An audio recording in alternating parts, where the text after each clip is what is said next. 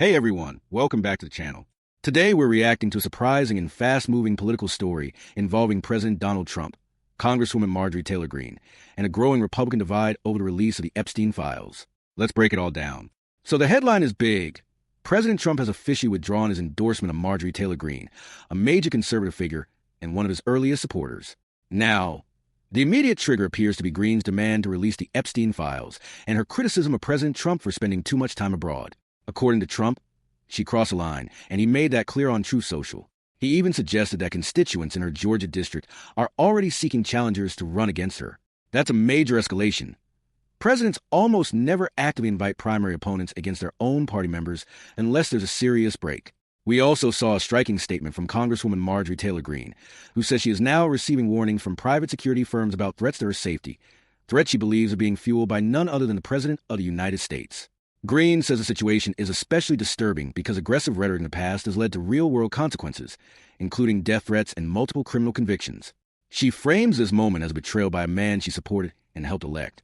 And she draws a parallel between the pressure she feels now and the fear she says the women connected to the Epstein case must experience.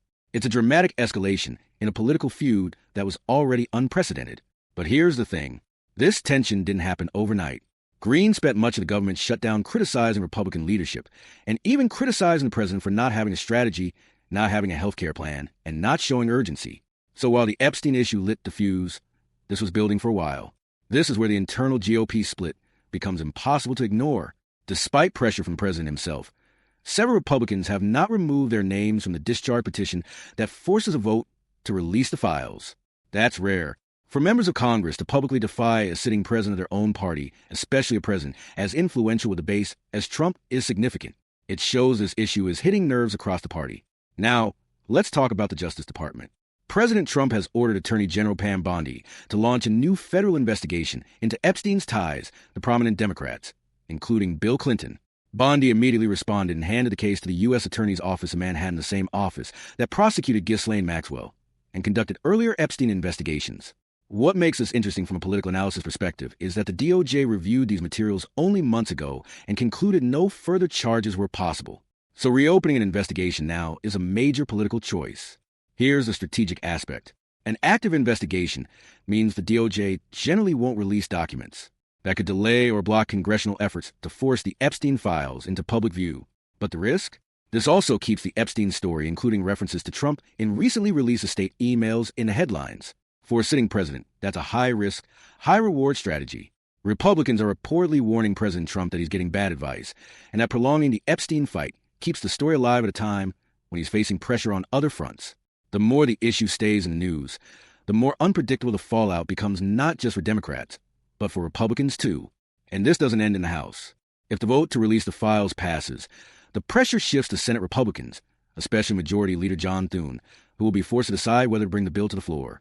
This could create a Senate-level confrontation that mirrors what's happening in the House right now.